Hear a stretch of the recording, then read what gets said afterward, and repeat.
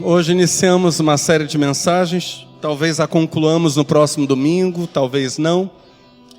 O que nós sabemos é que hoje nós a iniciamos, e se chama a bênção de recomeçar, ou recomeço abençoado.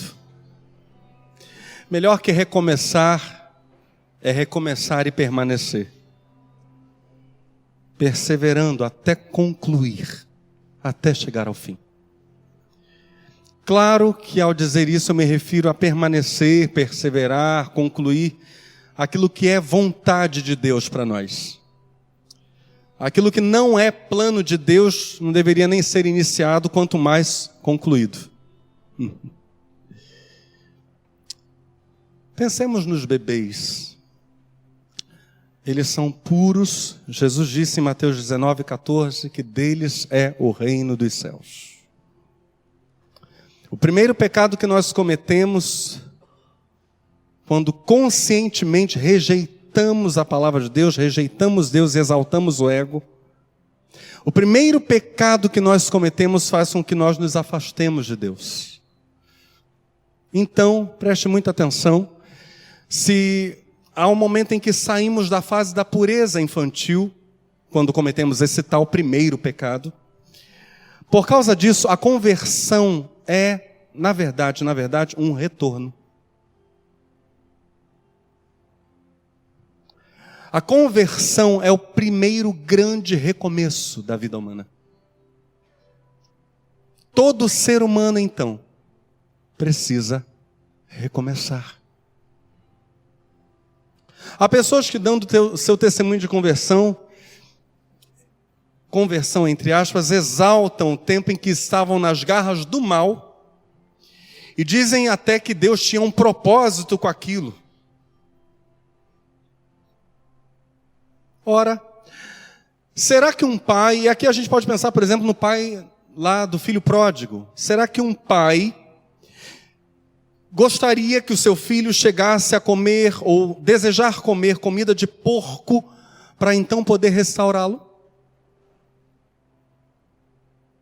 Será que Deus firmou um acordo, ele fez um contrato com o mal para ser glorificado, então a pessoa chega lá no fundo da lama do pecado, mas Deus tem um acordo com o mal para depois ele ser glorificado? Será que Deus faz esse tipo de negociação?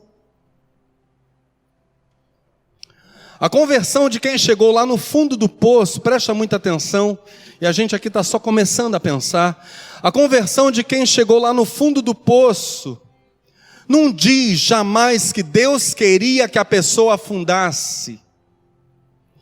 A conversão de quem chegou lá no fundo do poço, revela que Deus é tão poderoso, que pode restaurar sim, até quem penou nas garras do mal. Ainda que ele não queira que ninguém vá parar no fundo do poço, ainda que ele não queira que ninguém esteja na perdição, longe dele, Deus quer todo mundo perto dele. A conversão de quem chegou lá, prova que Deus é capaz de fazer o que Neemias diz, no capítulo 3 de Neemias, referindo-se ao que o Senhor fez usando Balaão. Quando Balaão abria a boca, e no coração dele ele queria amaldiçoar Israel, e quando ele abria a boca para amaldiçoar, ele abençoava. Neemias olha para esse fato e diz: o nosso Deus virou a maldição em bênção.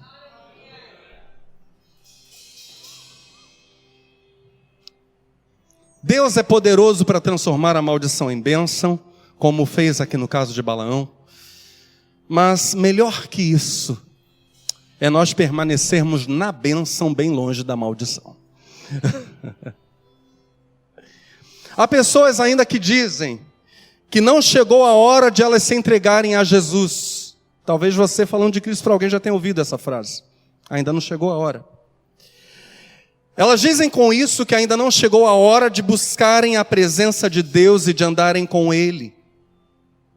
Elas dizem com isso que ainda não chegou a hora de saírem das garras do mal.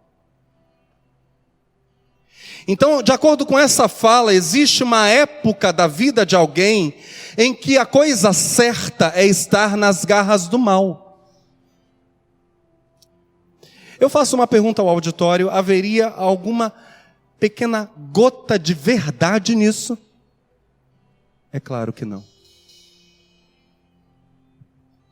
Na verdade, o que muitos não sabem é que precisam voltar, precisam retornar ao caminho, e eu peço que você repita isso comigo: de onde nunca deveriam ter saído.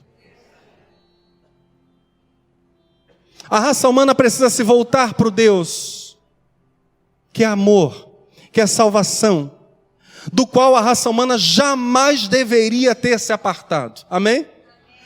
Precisamos voltar. O caminho de onde nós nunca deveríamos ter saído é este: o caminho da pureza, aquela pureza infantil colocada por Deus no ser humano e que faz com que nós pareçamos com Jesus. Eu estava pensando na pureza de Jesus. Pense na pureza de Jesus. Daqui a pouco nós vamos comemorar o Natal. Muitos países do mundo celebrarão o nascimento do Senhor. Eu confesso a vocês que é uma data que eu gosto muito, eu acho muito bonito. Mas Jesus, nós sabemos, ele não foi criança para sempre. Ele chegou lá aos 30, 31, 32, 33 anos. Entre 33 e 34 foi crucificado. Mas eu gostaria que você pensasse em Jesus adulto. A Bíblia diz que ele nunca pecou, que nas suas mãos nunca houve iniquidade, nos seus lábios nunca houve mentira, engano de nenhum tipo. Eu gostaria que você pensasse em Jesus e pensasse no olhar de Jesus. Eu lembro que quando eu era garoto, eu e meu pai estávamos no ônibus no Rio de Janeiro. Eu era bem pequeno mesmo, devia estar com os meus 7 anos por aí.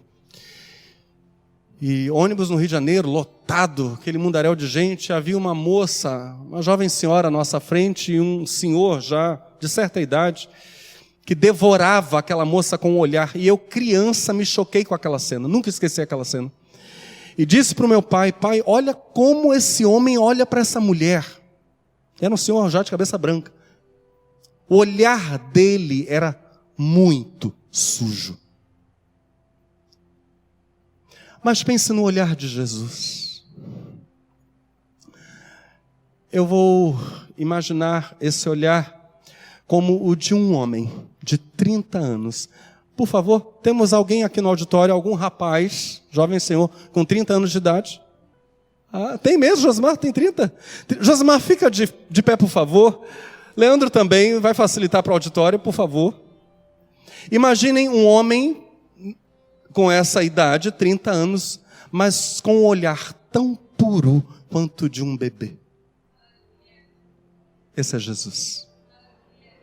Obrigado, meus irmãos. O olhar dele é de uma pureza,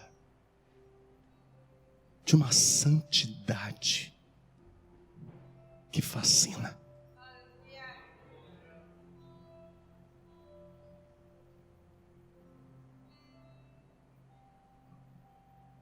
Todo ser humano precisa recomeçar. E recomeçar com Jesus. A Bíblia contém lindas histórias de recomeço. Lindas. Cada uma mais linda que a outra. Várias dessas histórias apresentam para nós princípios suficientes para recomeçarmos, presta atenção, só mais esta vez. Vou explicar. Viver recomeçando faz a gente correr o risco de nunca construir algo sólido. Viver recomeçando faz com que a gente nunca construa algo inabalável, nunca amadureça. A Bíblia conta histórias para nós, para que o nosso recomeço seja só mais este. É um encorajamento para que nós recomecemos e não mais olhemos para trás. Quem está sempre recomeçando, nunca conclui. E isso nem glorifica a Deus, nem traz paz ao coração. O coração fica perturbado. Ora eu estou na crista da onda, ora eu estou no vale mais profundo da alma, ora eu estou dando 1001 sorrisos, ora estou pensando em me matar. Paulo orou pelos filipenses, dizendo o seguinte: dou graças ao meu Deus todas as vezes que me lembro de vós, tendo por certo isto mesmo, que aquele que em vós começou a boa obra, a aperfeiçoará até ao dia de Jesus Cristo. Aleluia. Para falar aperfeiçoará, Paulo usa o verbo epiteléu. Epiteléu é levar até o fim e completar finalmente a obra. Deus quer completar a obra que Ele iniciou em nós. E mais, o justo completa aquilo que ele inicia. O justo completa o que começa, porque ele começa e termina. Então, desde o início até o fim, ele começa, ele vai desenvolvendo a obra, ele termina, dependendo de uma realidade. Ele fica escutando continuamente a palavra de Deus. E aí ele vai na força dessa palavra, ouvindo e seguindo, ouvindo e avançando. Essa ideia está, por exemplo, presente no Salmo 1. Felizes são aqueles que não se deixam levar pelos conselhos dos maus, que não seguem os conselhos dos que não querem saber de Deus, e que não se juntam com os que zombam de tudo que é sagrado. E aqui nós estamos vivendo como igreja um momento extremamente sagrado. Um momento de cura profunda. Quem está se abrindo sairá daqui sarado. O Senhor falou poderosamente conosco nas canções, segue falando poderosamente conosco na palavra. Quem tem ouvidos para ouvir, sairá daqui sarado. Pelo contrário, diz o Salmo 1, o prazer deles está na lei do Senhor, e nessa lei eles meditam dia e noite. Essas pessoas são como, diga comigo, árvores que crescem na beira de um riacho. Vamos falar a segunda característica. Elas, diga comigo, dão frutas no tempo certo, e as suas folhas não murcham. Então são ditas 3 características aqui. Um crescimento exuberante, elas estão na beira do riacho. Uma frutificação a cada época em que é necessário fruto. E folhas viçosas, lindas, verdes, frondosas. Olha a comparação que o salmista faz. Assim também, tudo o que essas pessoas fazem dá certo. Do modo como a árvore plantada na beira do riacho vai crescendo, vai frutificando, as folhas não murcham. Desse modo, tudo que essas pessoas que meditam na lei do Senhor e não se deixam levar pelos conselhos de quem não está nem aí para Deus, tudo que essas pessoas fazem, diz o salmista, dá certo. A ideia do verso 3, esse último verso, é também esta: com a bênção de Deus, o justo conclui o que começa, e tudo sai bem feito. Há uma profecia lá em Isaías que chega a dizer, acerca da restauração de Israel, estas palavras belíssimas. Isaías 65, versos 21 e 22. Naqueles dias, construirão casas e habitarão nelas, plantarão vinhas e comerão seu fruto. Não construirão casas para que outros nelas habitem, nem plantarão vinhas para que outros delas comam. O meu povo viverá longos anos como as árvores, e os meus escolhidos, agora vamos falar juntos, desfrutarão alegremente do fruto do seu labor. Vão trabalhar. Aquilo que eles produzirem encherá sua vida de gozo, porque eles vivem de acordo com aquilo que ouvem sair da boca de Deus. O justo completa o que começa. O justo celebra o resultado da ação feita no poder e pela palavra de Deus. Mas, ainda que o melhor seja permanecer nesse recomeço chamado conversão e concluir aquilo que Deus nos confiou, existe mesmo essa situação excepcional que também precisa ser examinada e que eu vou chamar agora de o recomeço do recomeço. Aquele instante em que mesmo aqueles que um dia andavam no caminho com o Senhor,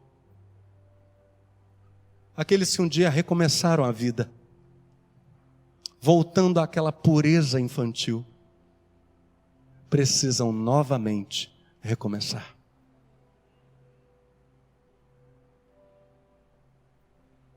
Diga comigo, o recomeço do recomeço. Domingo passado e hoje, cerca de 5 milhões de pessoas participaram do Enem. Temos aqui alguém que fez esse neném? Enem. Muitas alcançaram médias para os cursos que querem fazer, mas há pessoas que não conseguirão alcançar essas médias. Para muitas delas, haverá a oportunidade de refazerem o Enem. Elas terão a chance de recomeçar. É um recomeço por vezes difícil, porque estudaram um ano inteiro, para aqueles que estudaram, é claro, estudaram um ano inteiro e no final da história perceber que não alcançou a nota de corte. É cansativo, é desafiador, é difícil. Mas existem recomeços mais difíceis que esse. Muito mais difíceis. Exemplo, casar-se sem concordância com a vontade perfeita de Deus. Isso costuma deixar marcas na vida da pessoa para o resto da vida. Uma mensagem que foi pregada em casamento celebrado este ano aqui na igreja, e que agora faz parte de um livro que a igreja vai lançar dia 14 de dezembro deste ano. Aleluia. Está lá em São Paulo, numa gráfica, sendo produzido. Já foi devidamente registrado, inclusive em órgão internacional, o ISBN. 14 de dezembro é o lançamento do livro. Já temos horário? Às 19 horas aqui na igreja. Pode trazer seus amigos, seus convidados, tá bom? Num trecho deste livro, foi dito o seguinte aqui: a união conjugal, o ajuntamento de Deus, dá-se no interior do Deus onisciente, por volição ou autorização. Ou seja, por volição, porque Deus quer. A união conjugal acontece no interior de Deus, porque Deus quer. Ou porque Deus permite autorização. Em ambos os casos, a união acontece. Ela só pode ser plena se Deus a quis em seu coração. A plenitude da bênção de Deus está na realização da sua vontade. Se Deus apenas a permitiu, se Ele apenas deixou que acontecesse tal união conjugal, ela não deveria acontecer, mas depois de realizada, seu rompimento costuma causar efeitos piores que a união. É o trauma do divórcio. Bom será, foi dito naquela mensagem e agora no livro. Bom será que os noivos tenham sinais inequívocos e se unam porque Deus quis. Amém? Porque Deus quis. De outro lado, seja no casamento, seja em outras áreas da vida, se as coisas não ocorrerem do meu jeito, do seu jeito, de acordo com o meu gosto, com o seu gosto, isso não significa necessariamente que a gente deva recomeçar. Isso vale para o casamento e vale para um monte de outras coisas. Às vezes as coisas estão ocorrendo de um jeito completamente diferente do nosso, mas não é para a gente recomeçar nada, é para a gente continuar. Talvez o nosso jeito não seja o jeito de Deus em algumas circunstâncias. E então, em lugar de mudar as coisas e recomeçar, a nossa maneira de pensar as coisas é que tem que mudar. Quem tem que mudar sou eu, é você, e não as coisas à nossa volta.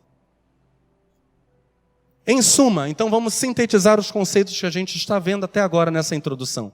Diga comigo, há recomeços impossíveis ou quase impossíveis. Há recomeços desnecessários. Há recomeços necessários e, graças a Deus, possíveis. É o que estamos vendo até agora. Há coisas possíveis que precisam acontecer, necessárias e que precisam acontecer. Recomeçar, em nosso caso, não é como a definição básica de dicionário, que é essa. E aqui eu cito Priberan.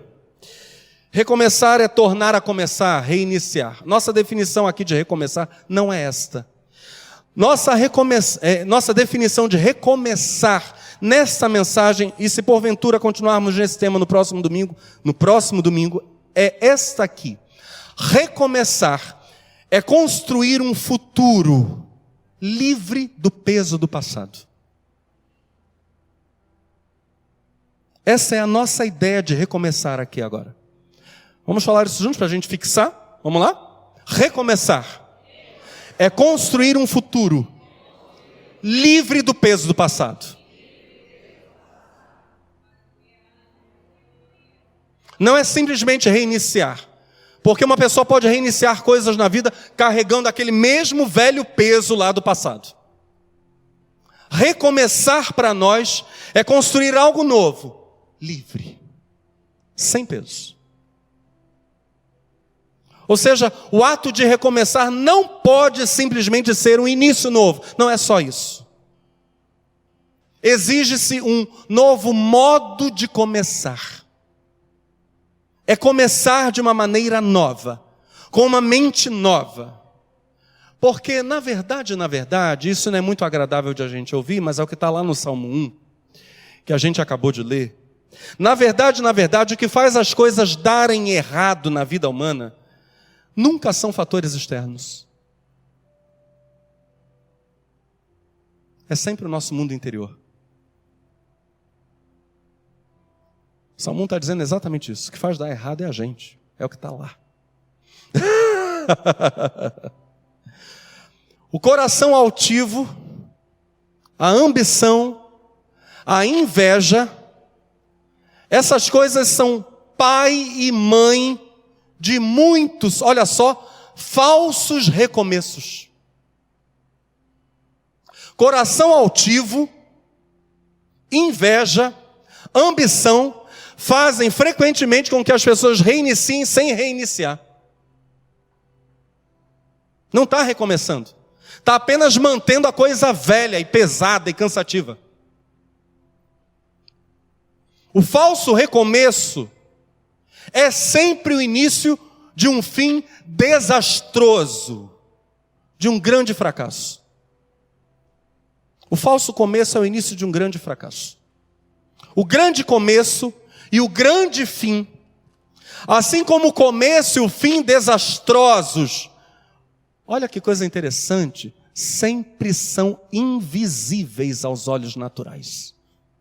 Olhos naturais não veem nem o grande começo, nem o grande fim, nem o começo ruim, o falso começo, nem o fim terrível, desastroso.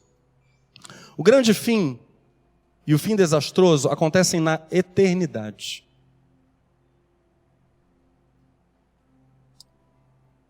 Vou repetir.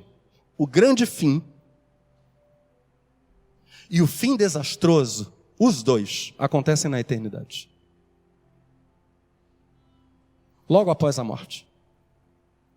O grande começo e o começo desastroso começou bem e começou muito mal, ambos se dão no coração humano. Ou seja, o grande começo e o começo desastroso, o grande fim e o fim desastroso, essas 4 coisas estão ocultas aos nossos olhos naturais. Não dá para ver isso. Estamos entendendo? Estamos juntos? As verdadeiras motivações, a visão de vida e de mundo são tão ocultos aos olhos naturais, presta atenção, hein? As verdadeiras motivações, vou repetir, a visão de vida e de mundo são tão ocultos aos olhos naturais quanto o destino final da alma. Isso é invisível.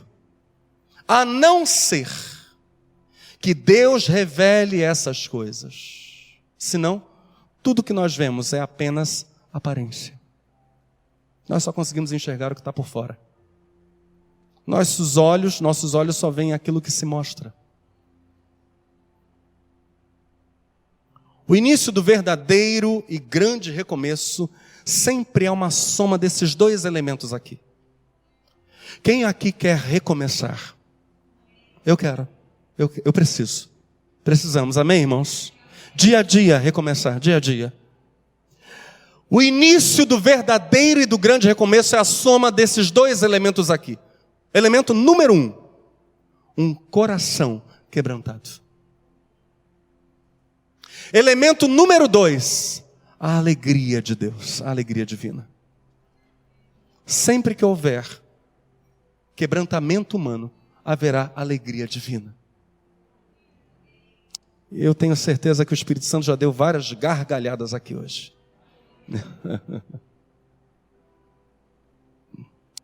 Em contrapartida, o recomeço falso e desastroso sempre tem na sua origem 2 elementos: a altivez humana e a tristeza de Deus. Há 2 coisas que também se combinam: um coração altivo e um Deus triste. Um exemplo de bom recomeço, e a gente vai para a sequência final da mensagem, começando com essa linda história. Um exemplo de bom recomeço. Temos aqui alguém faminto pela palavra de Deus? Vou até tirar meu relógio. Vou até virar meu relógio. A história do filho pródigo. Um recomeço bom após um recomeço ruim. Lucas 15, verso 11 diz assim: Jesus disse ainda, um homem tinha 2 filhos. Certo dia, o mais moço disse ao pai: Pai, quero que o Senhor me dê agora a minha parte da herança. E o pai repartiu os bens entre os 2. Poucos dias depois, o filho mais moço ajuntou tudo. E aqui a ideia no grego é muito interessante. O filho mais moço possivelmente transformou tudo, terras e bens em dinheiro. Toda parte dele ele transforma em grana. Terras que eram do pai e que só seriam passadas para ele, evidentemente, depois que o pai morresse, era herança. Agora ele exige do pai: me dá toda a minha parte da herança passa para mim. O texto diz: poucos dias depois, o filho mais moço ajuntou tudo que era seu e partiu para um país que ficava muito longe. Ali viveu uma vida cheia de pecado e desperdiçou tudo o que tinha. O que a gente está vendo aqui? Um jovem que quer recomeçar. É isso. Ele quer recomeçar a vida dele. Ele quer construir um futuro novo. Olha que ironia. Ele quer construir um futuro livre do peso do passado. É a nossa definição de recomeço. É exatamente o que ele está fazendo aqui.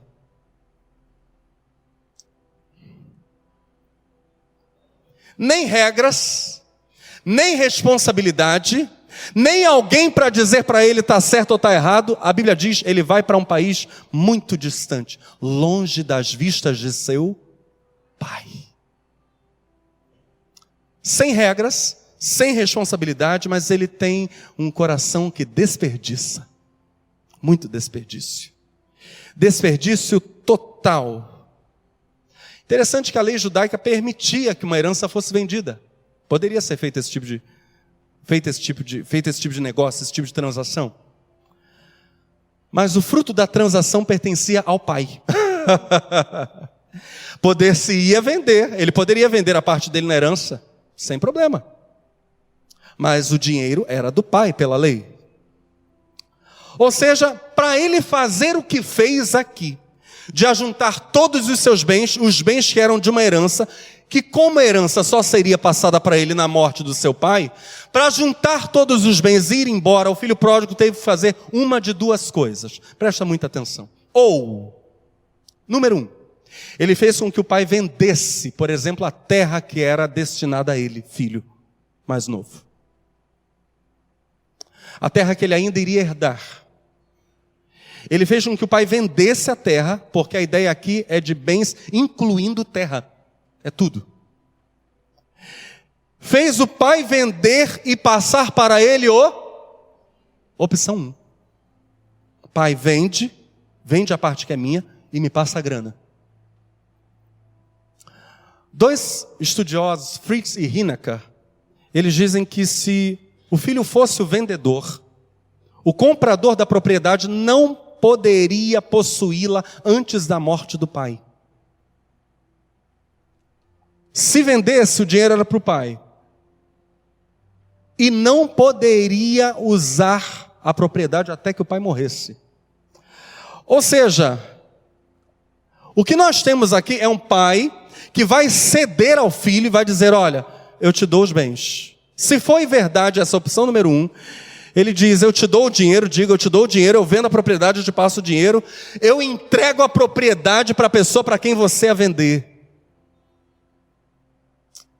Isso é uma quebra de todo o protocolo, toda a regra daquela cultura. Era uma vergonha tremenda que aquele filho estava trazendo para a família, exigindo que o pai abrisse mão de coisa que era direito do pai até o último dia da vida dele, e era direito da família, porque os bens do pai eram usufruídos pela família inteira. O filho está pondo o pai numa situação de vergonha, mas pior, com esse ato nós sabemos bem, o pai está admitindo ser morto no coração do filho. O pai e toda a família, se a opção 1 estiver verdadeira, perderam 1/3 dos bens, terras aí incluídas. O filho diz ao pai com a sua atitude, o Senhor está morto para mim.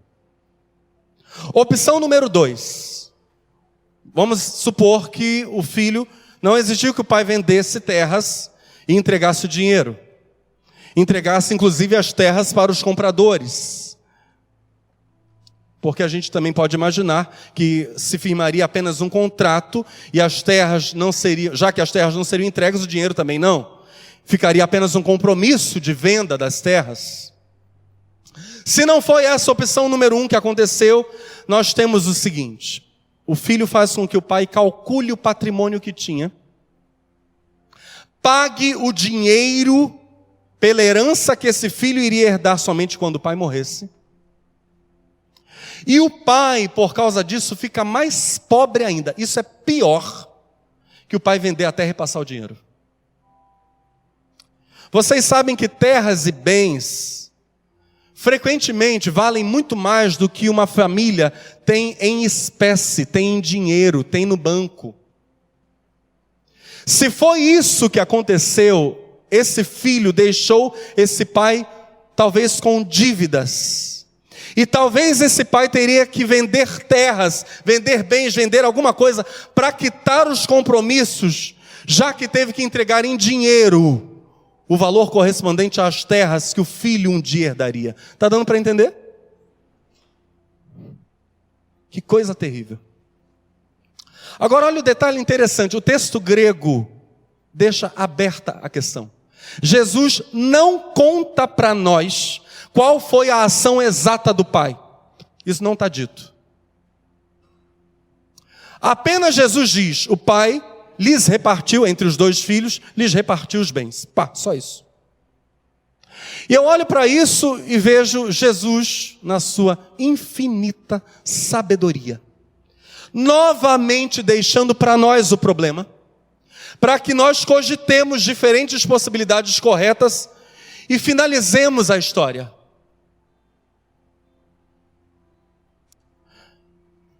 Se foi uma coisa ou outra, presta atenção, uma coisa ou outra tem a ver conosco.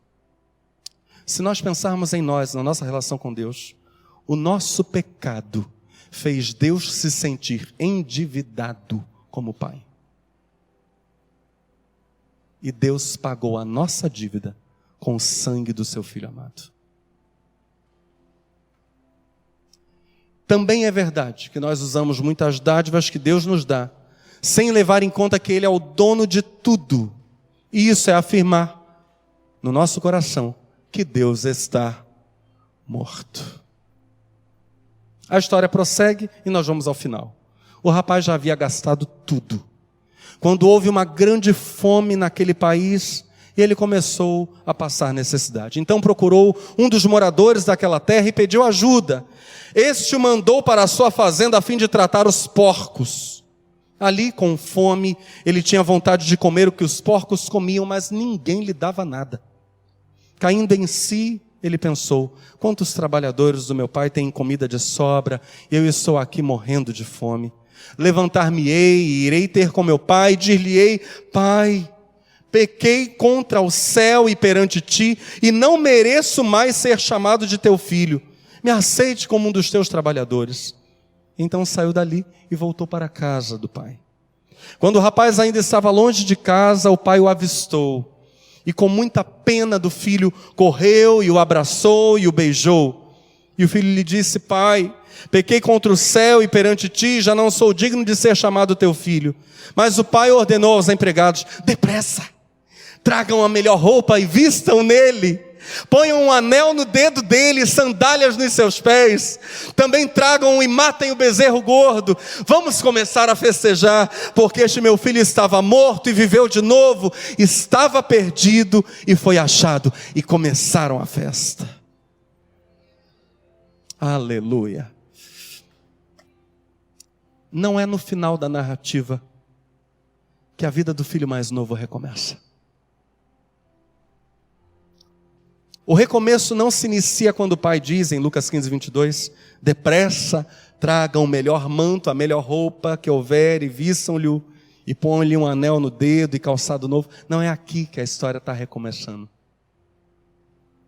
O recomeço do pródigo ocorre exatamente aqui, nos versos 17 e 18, que dizem assim: quando por fim caiu em si, disse consigo mesmo: na casa de meu pai, até os trabalhadores têm comida em abundância, e eu estou aqui a morrer de fome.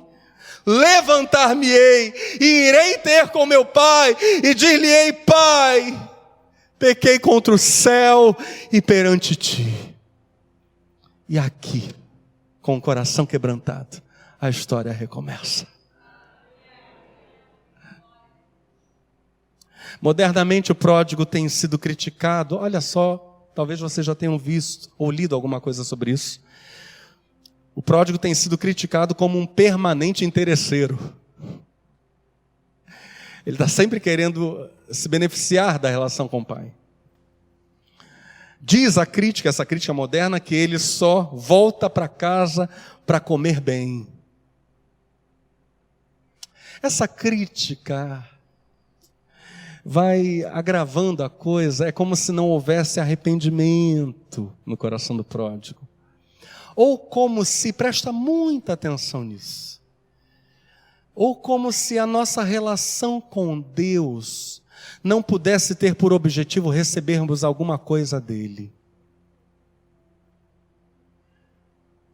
Paulo disse categoricamente: eu prossigo para o alvo pelo prêmio. Está escrito: ser fiel até a morte, dar-te-ei a coroa. Eu estou em busca de algo, você está? Porque se não estivermos, nada faz sentido.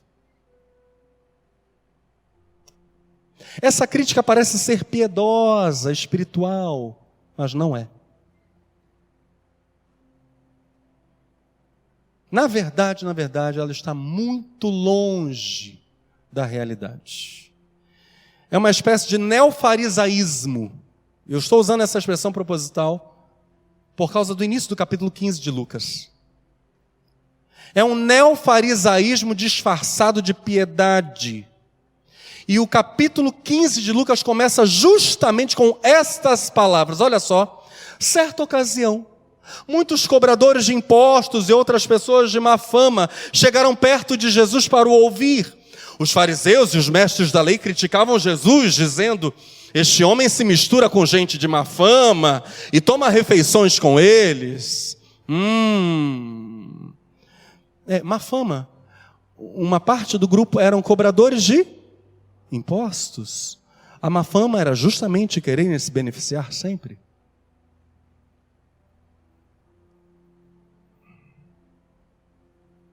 Antes de avançarmos então na compreensão e finalizarmos do que seja esse recomeçar, vamos olhar com mais carinho para Lucas 15, a sequência da narrativa. Estamos juntos? São 3 histórias. Diga comigo: a ovelha perdida, a moeda perdida, o filho perdido. Então nós vemos essa sequência. Jesus vai contar essas 3 histórias numa tacada. As 2 primeiras histórias, a da ovelha e a da moeda, se encerram nos versos 7 e 10 de Lucas 15 com a mesma ideia e quase com a mesma frase. As 2 histórias se encerram com isso aqui: há alegria no céu por causa de um pecador que se arrepende. As 2 primeiras histórias são nítidas parábolas. Jesus claramente faz comparação. Assim é o reino dos céus. Ele conta a história, conta algo do dia a dia e diz: o reino do céu é assim. E finaliza dizendo: desse modo há alegria no céu quando o pecador se arrepende. Se as 2 primeiras são nítidas parábolas, nas quais Jesus compara o reino dos céus com coisas do dia a dia, a ovelha perdida, a moeda perdida, a terceira história, a do filho perdido, só falta ter o nome das personagens para ser um relato real. Jesus não está comparando nada ali. Tem comparação alguma. E em momento algum Jesus fala: deste modo é o reino. Não tem isso. Pode ser mesmo uma história real e Jesus está apenas contando algo que de fato aconteceu. Ela não se inicia com comparação, ela não se conclui com parábola, com linguagem comparativa, ela é apenas uma exemplificação do que foi dito nas 2 histórias anteriores. Há alegria no céu quando um pecador se arrepende. Jesus encerra a sequência dizendo: deixa eu dar um exemplo para vocês. Havia um pai, 2 filhos, blá, blá, blá, blá, blá, blá, blá, blá, blá, blá, blá, blá. Pibaua News está no ar. Deixa eu contar para vocês, diz Jesus. Um rabino chamado Samuel Lars, ele foi professor da Universidade da Pensilvânia. Comentando essa história, ele disse algo interessante. Quando os israelitas são obrigados a comer vagens bravas, arrependem-se. Quando os israelitas são obrigados a comerem vagem, bolota, vagem seca, eles se arrependem. Para Jesus, existe arrependimento verdadeiro quando um filho faz 3 coisas. De acordo com a história do filho pródigo. Ele reconhece ter pecado. Vocês notaram, tem uma falha aí, pena que eu não trouxe o grego.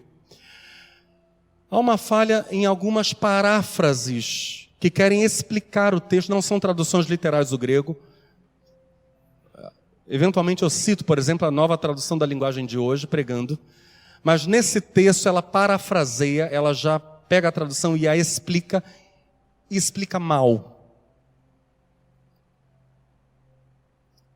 A falha é a seguinte: o rapaz cuidadosamente não fala do Senhor diretamente. Por 2 vezes Jesus diz que o jovem afirma: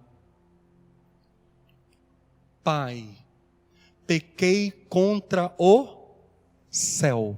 Não diz, e no grego aparece uranos. Ele não diz pequei contra Deus e contra ti. Ele não diz isso. E por que não diz? Na história de Jesus a ideia é, o rapaz está com tanta vergonha, ele está tão quebrado, que ele é incapaz de fazer referência direta a Deus. Pequei contra o céu. Deus está implícito aí. E não é para ser dito. Está entendendo? Pequei contra o céu. Pequei contra ti, meu pai. Ele pede, segunda coisa. Então, primeira característica do verdadeiro arrependimento. Ele reconhece que pecou. Diga comigo, reconhecimento do pecado. Segunda característica, ele pede para ser até menos que filho. Não há nenhuma presunção nele. Ele está quebrado. E em terceiro lugar, ele quer servir o Pai para poder comer a comida e simplesmente viver. Ele quer viver com o Pai e ele quer viver do Pai. O problema é que a crítica moderna confundiu os conceitos de depender e explorar. Vamos pensar na criança pequena? A criança pequena explora ou depende? E ela pede tudo. Esse é o problema da crítica moderna. Explorar e depender são coisas completamente diferentes. O filho restaurado não retorna como explorador, ele volta dependendo. Preciso de ti, Pai. Eu vou parar aqui com uma história de restauração. Um rapaz chamado Renat, viciado em drogas por mais de 10 anos. Ele sabia, inclusive, que a vida dele seria muito curta se ele continuasse no mundo das drogas. Tentou parar por várias vezes, as tentativas dele fracassaram. Toda vez que um companheiro viciado aparecia com uma dose, ele caía. O pai desse rapaz era alcoólatra. Foi embora de casa quando o rapaz tinha apenas 10 aninhos. A mãe dele, a mãe do rapaz, faleceu de um ataque cardíaco quando esse Renato estava com 15 anos. Aos 10, o pai foi embora, alcoólatra. Aos 15, a mãe morreu do coração. Os avós tentaram cuidar desse menino, dele e do irmão mais novo. Mas ele preferiu fugir, buscando consolo nas drogas, e passou a viver na rua. Ele estava com 25 anos agora, completamente dependente de drogas fortes. Não tinha casa, família, saúde, não tinha perspectiva nenhuma de vida. Estava andando pela rua um dia, procurando dinheiro para a próxima dose, encontrou um velho amigo. Essa história é acontecida na Ásia Central, não é aqui no Brasil. Um velho amigo chamado Rakem. Esse amigo dele já estava em tratamento e disse: vamos lá comigo. É um lugar excelente, onde as pessoas podem te ajudar. Eu não prometo que você vai parar de usar droga, mas pelo menos vão te alimentar bem. Você vai poder comer. O Renato não queria ir. Ele foi só porque já estava sem comer fazia 2 dias. Aí ele disse: eu vou. Quando ele chegou no abrigo, ele conheceu Jesus. Teve a vida completamente transformada. 10 anos de drogas acabaram. Os últimos relatórios da Missão Portas Abertas são de um sem número de jovens, como este rapaz, na Ásia Central, que estão sendo libertos por Jesus. E agora eles podem viver, e agora eles conseguem ler a palavra de Deus e receber aconselhamento. Há pessoas que chegaram no fundo do poço. Deus pode transformar a maldição em bênção. Há pessoas que não chegaram lá. Passaram por traumas terríveis, por crises tremendas na vida. Esta é a hora de recomeçar. Fossem decepções, fossem pecados, fosse o que fosse. Esta é a noite de recomeçar. Diga para Jesus: Jesus, assim como o Senhor conta a história desse filho pródigo que volta e é completamente aceito, recebe a minha vida também. Eu estou de volta para o Senhor. Por favor, fique de pé no seu lugar.